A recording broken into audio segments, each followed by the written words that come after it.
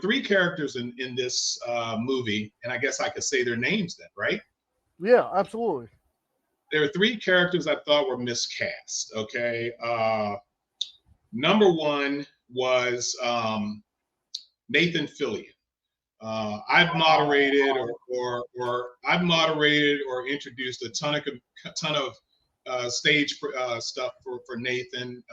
I hosted a panel with Nathan and Alec Tudyk. We did a Firefly panel together, and Nathan doesn't need a moderator. He's he's just like you see him on the screen.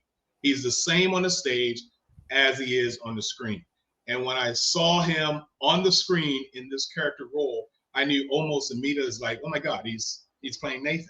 So I'm thinking the reason that he even got into this movie is probably because, number one, his friendship with James Gunn, and number two, because Nathan was already in Guardians of the Galaxy as a character, and somehow he weaseled his way into the Superman movie. I thought I needed a younger looking Guy Gardner. Okay, the anger was there. It's easy to do that. It's easy to be an a-hole. Can you curse on this show, by the way? Absolutely. Go ahead. Full curse. Well, fucking A, man. I mean, it's easy to be a fucking asshole. Okay, and that's fine. But Nathan visually didn't fit the part. And that's probably the only thing I had against that. So that's Nathan Fillion. The other one that didn't fit, and I'm calling it as miscast, but I think if they had directed her a little better, she may have portrayed herself differently in this, but that would be Hawk Girl. I did not like Hawk Girl. I love the scream. I love the projection of the screeching hawk sound that she made. That was fantastic. I was really turned on by that, but she was not a strong enough character for me. I being a fan of animated Superman series, Justice League International, things of that nature, where you literally saw Hawk Girl in all of those iterations. Shut up, Alexa. Sorry. I wanted to see that version of Hawk Girl. I wanted to see the animated series Hawk Girl in this role. This Hawk Girl was a little too dainty for me, a little too maybe prima donna-ish. I don't know. She didn't strike me. Then the third character that I thought was miscast was Metamorpho. Okay. I'll agree with you on the Metamorpho thing. I was gonna say that as one of the miscasts. Metamorpho was miscast. This should have been sort of like a gangster who turned into. I really don't know too much of Metamorpho's origins, but I'm gonna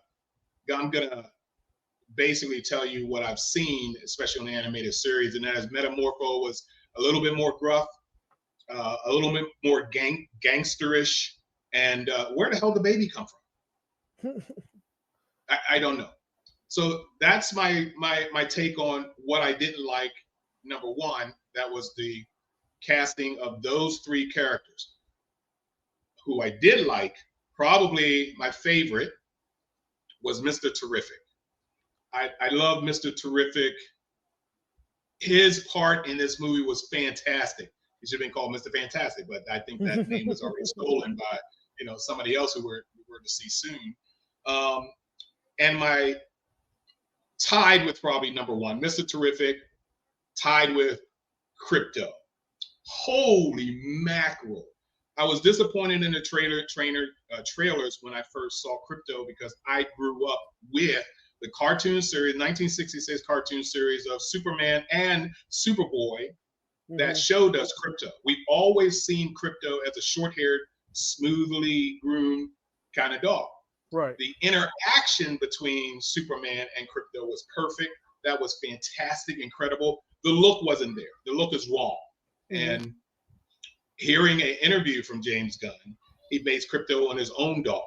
And his dog almost looks like that, but dark-haired, kind of whatever breed that is, or whatever. And the action of James Gunn's dog was the same as Crypto in Superman, so he says. Mm-hmm. Okay, so that's probably my biggest negative. Thank God I'm going to go see this tomorrow night, so now I can concentrate on other features of the movie and nitpick it a little bit more.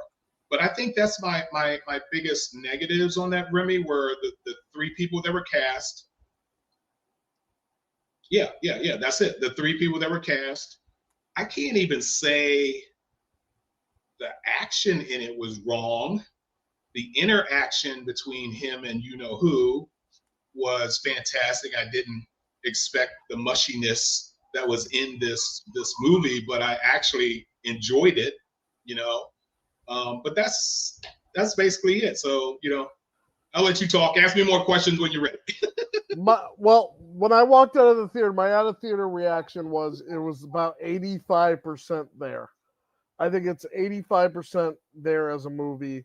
The things I didn't like are going to sound very nitpicky about the film. You had already brought it up. I didn't like the casting of Metamorpho. I think he was kind of too soft, you know. But I know they were going to turn somebody soft, and I'm just glad it wasn't the black guy, you know, because it could have easily been that, you know. Mr. Terrific was fantastic. He was like an outstanding part of the movie, and like I had no hope for him going into this movie. All I thought from the trailers is, oh, they're gonna mess up another black superhero, and then blame it on him being black. But they actually made him pretty gangster in here. I liked him. He was one of my favorite highlights. But a big negative I had was the music in the movie. It felt like they teased you with the John Williams score, but they were afraid to go that full one. They'd go dun dun dun dun dun dun dun dun. But I'm glad they didn't finish it off. Yeah. But Remy, I gotta interject here for a minute. I'm sorry, my friend. Go ahead. I did not want to hear a John Williams score. This is and like I wrote in my review, this is forget all of the past Superman movies you've ever seen. Forget them. Get them out of your brain. Get them out of your mind. Do not compare with all the other Superman movies and this Superman. This is a completely different. This is a comic book freak's haven, okay, in this movie. So don't expect the other stuff, which had its own separate problems. Each one, maybe not the first one. I think the first one is the Holy Grail, and you can't touch that one. But ignore them all and go into this thinking comic bookish. What I've always hoped for, us as geeks, nerds, I'm kind of middle of the road, middle of the fence in my geekdom and my nerddom, dude. But my leg is on the other side of that fence in the land of mundanes, you know, things of that nature.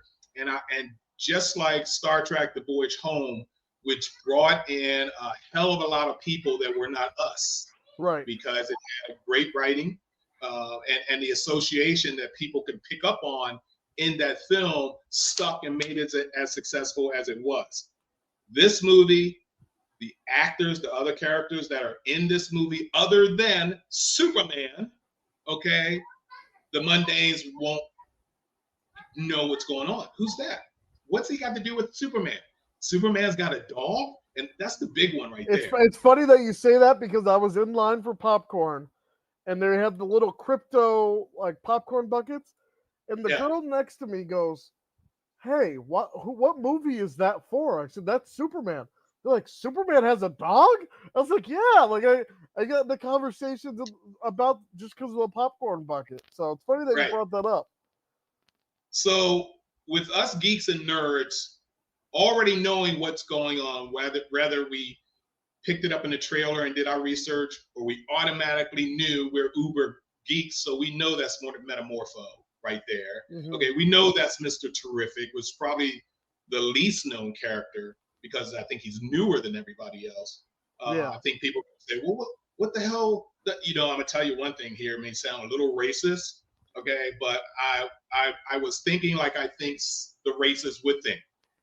Why is the black guy in blackface? I heard somebody actually say that in the theater. So Yes. No.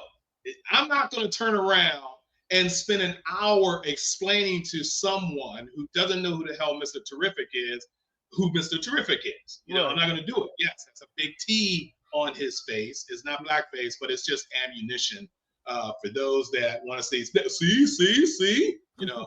So it's like the mundanes are going to question certain things.